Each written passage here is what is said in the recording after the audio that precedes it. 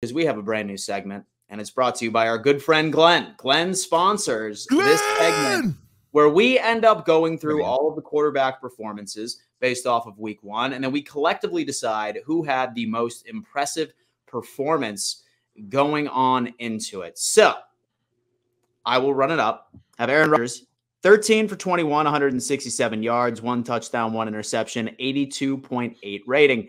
I do think that this is important to throw out there that this man barely saw the field. Okay, the San Francisco 49ers team was dominating. Dan, can I just add something to that? Go ahead. Please. Can I just something to that quick little stat that Aaron Rodgers barely saw the field? Aaron Rodgers saw the field the least amount of his entire NFL career. This guy has played 250 games. 250 games he's played, and he was on the sideline the most he's ever been on the sideline in his career. And that's unacceptable by the Jets defense. Totally unacceptable. No. Y'all not going to do this tonight. Y'all not going to qualify him not being on the field much as a reason to why his numbers were what they were. The reason he wasn't on the field much because he had 21 pass attempts. So what? Don't stop. What are you talking about? That's a tiny, small sample size. He had an 82 rating. He was a solid quarterback. He didn't get enough time, bro. Stop punting the ball. It's on the quarterback. They punted the ball. He couldn't get his offense going. Okay. You know what, TD? I'm sorry. I don't expect my quarterback to march down the field against the league's best defense in their house on the first week of the season, on the first game. Did I come on here and tell you guys that I expect Rodgers to light it up? I never said that. No, I never said that. I'm not disagreeing with you on that, Richie. What Rodgers put on display Monday night is exactly what I was hoping for. It's again the defense that failed.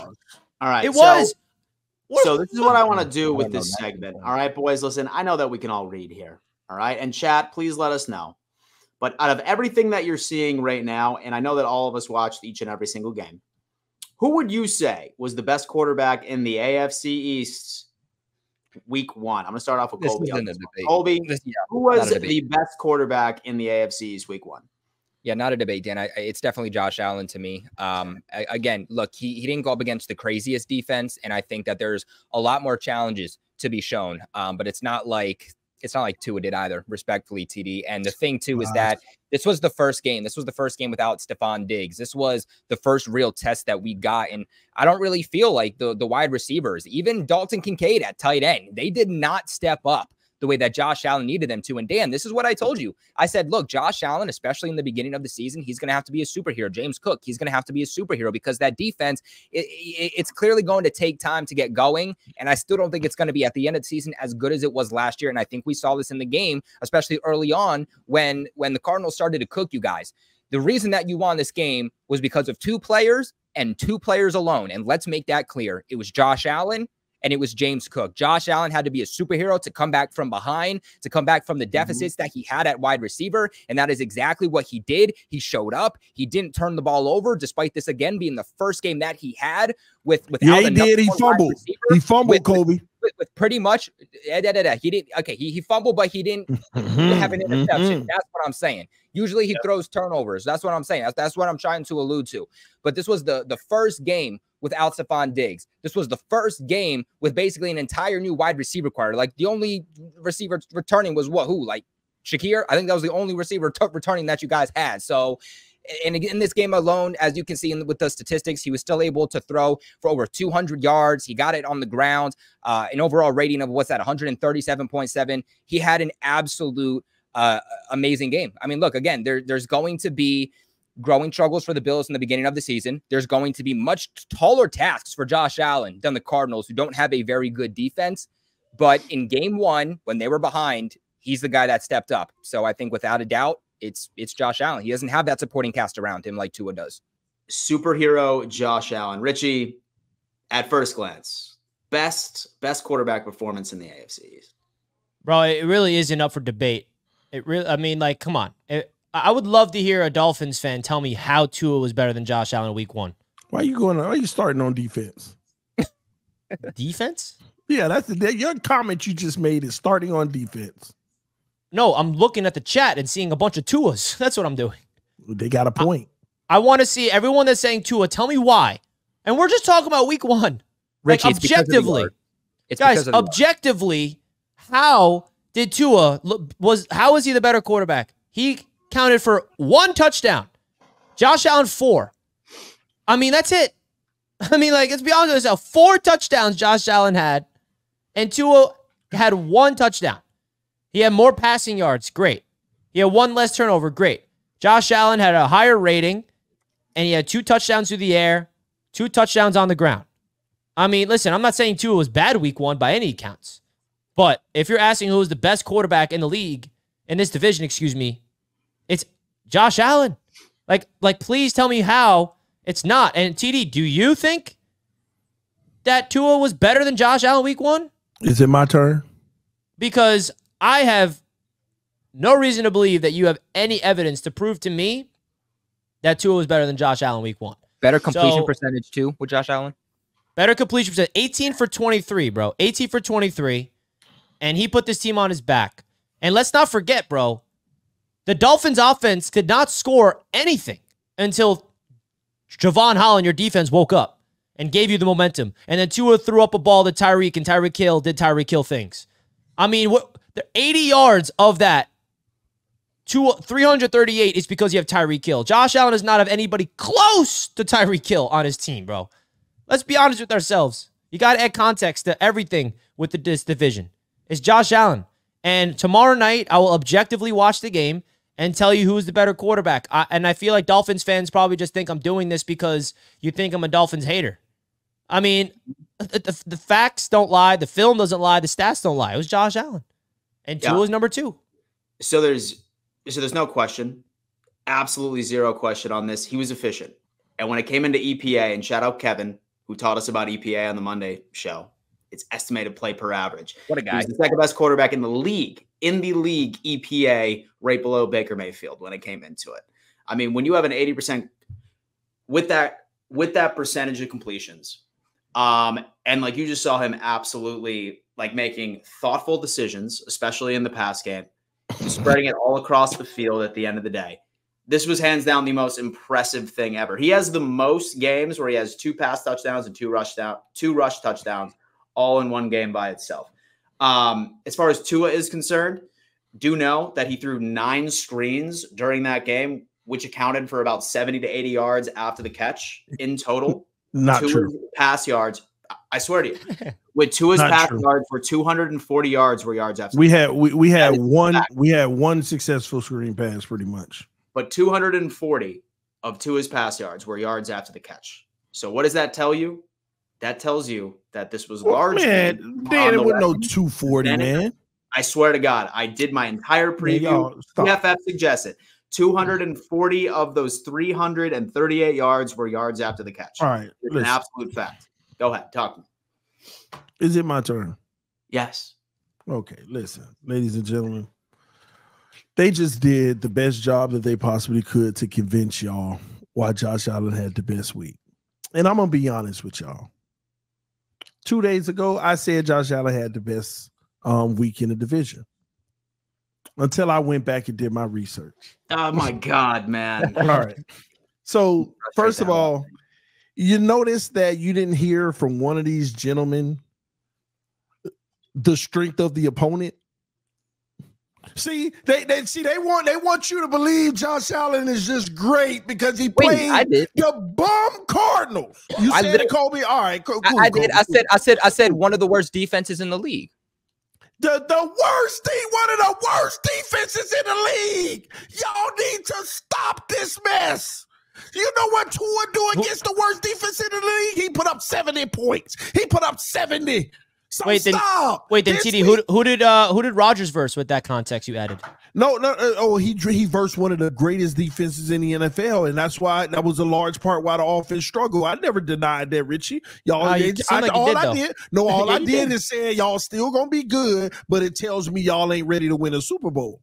That's what I said. See, I'm A1. I'm consistent across the board. Josh Allen just played one of the worst defenses in the NFL. He was supposed to do that. Matter of fact, he should have did more. It should have been one of his 400-yard games. Talk about because he ran for 2 touchdowns. Don't forget he turned the ball over with that raggedy fumble too. You know what Tua did? Tua didn't fumble. Tua didn't throw an interception. Tua was just getting the ball to his guys, even though they were dropping some of them. and he was following the coach's game plan. Yeah, I understand that a lot of them were screen passes and stuff because we knew what the Jacksonville Jaguars are going to try to do. Take away the middle and take away the first read. But Tua was going through his progressions, working through them. He was doing what his team needed him to do.